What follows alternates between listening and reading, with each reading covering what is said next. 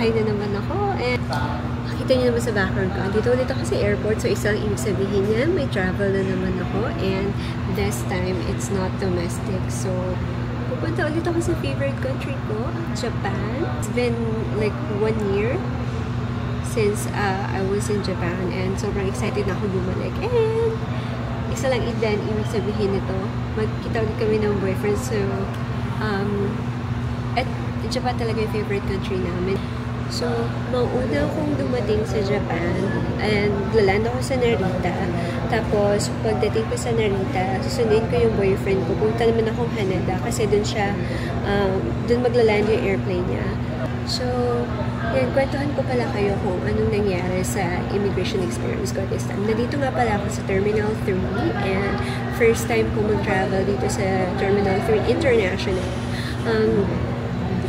Previously, puro domestic yung paglipad ko dito. But yeah, this time, international naman. And sobrang mas okay pala lumipad dito sa Terminal 3 compared to sa Terminal 1. Kasi the past two international travel ko, sa Terminal 1 ako. And doon kasi, I have to wait na mag-open yung check-in counter. And usually kasi, sobrang aga ko dumadating sa airport. Like, parang mga 5 hours na nasa airport na ako. The reason for that is, magagaling pa kasi ako sa probinsya. Kaya, I always leave early from home. Kasi ayoko mga traffic and I'd rather be early sa airport kesa naman yung na-stress ako kasi na-traffic ako sa daan. So, anyway, ayun na, dumating ako dito sa area Terminal 3, mga 5 hours before my flight. And nagulat ako kasi wala, diretso bag drop na ako, check-in, tapos boarding pass. And then pagdating naman sa immigration, sobrang hindi ko na-expect yung nangyari. Although may previous travel history na ako, ini-expect ko pa rin na magiging medyo madugo. Parang mala example rin or parang thesis defense pa rin yung mangyayari sa immigration. Pero sobrang opposite yung nangyari. Sobrang konti ng tao, halos walang pila. Siguro 1 or 2 minutes lang ako naghintay. Tapos turn ko na for the immigration.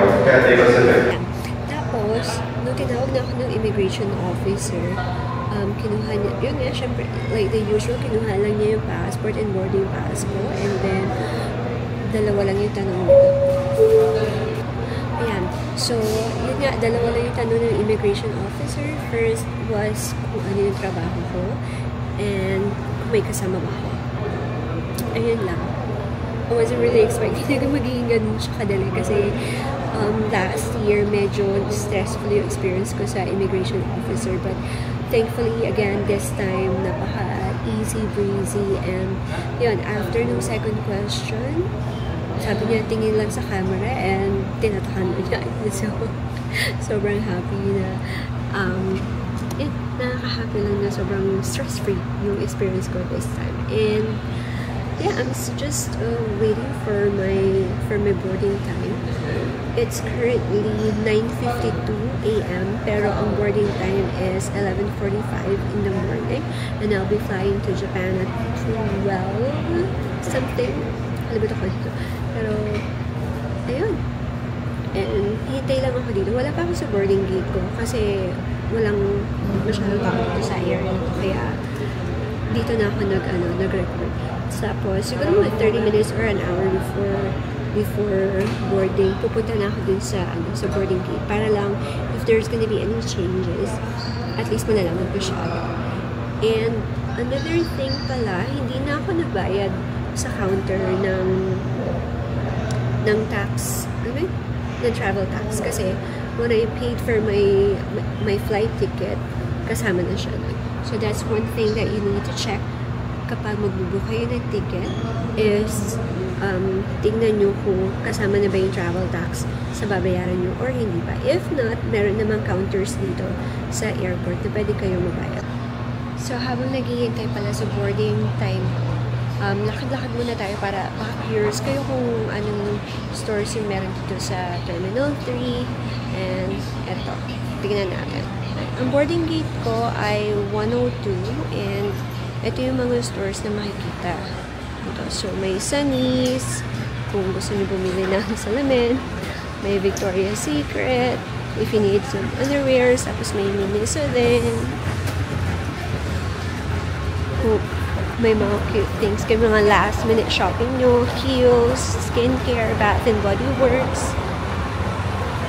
Pangpasalubong, meron din Joe Malone. What else? So, ano to? Ito mga liquor store naman. Tapos, mga ayan, Filipino treats. May potato corner din. Hindi nyo mamimiss ang potato corner. Tapos, ito naman mga native stuff. Ayan, what else? Hindi masyadong maraming tao ngayon dito sa sa Terminal 3. Or, even though Saturday ngayon. And, siguro kasi, well, even last year naman sa Terminal 1, hindi ganun, parang feeling ko hindi ganun kadami yung tao.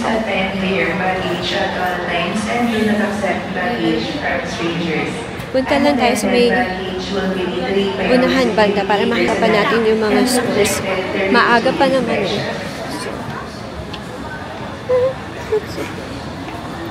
Lakad-lakad lang muna tayo. Siyempre may mga coffee shop. There's those. Hanggang dun sa dulo mga boarding gates yun.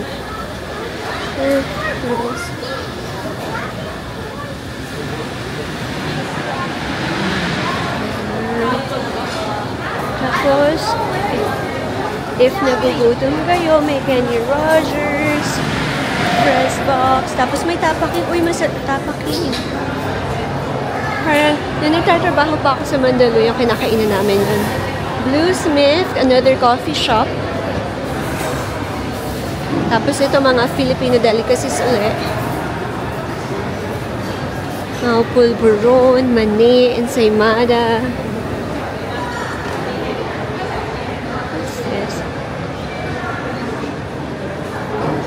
Tapos, ayan, mga luxury stores. Dito tayo sa kabila. Tesoros. What's that? Mga native, din? Mga native stuff. Dried mangoes. Ayan. And then, may Shake Shack. Asan yun? Ito pala. We have Chat Time. And then, what else? Another coffee shop. What's this? Kaisu. I don't know what that is.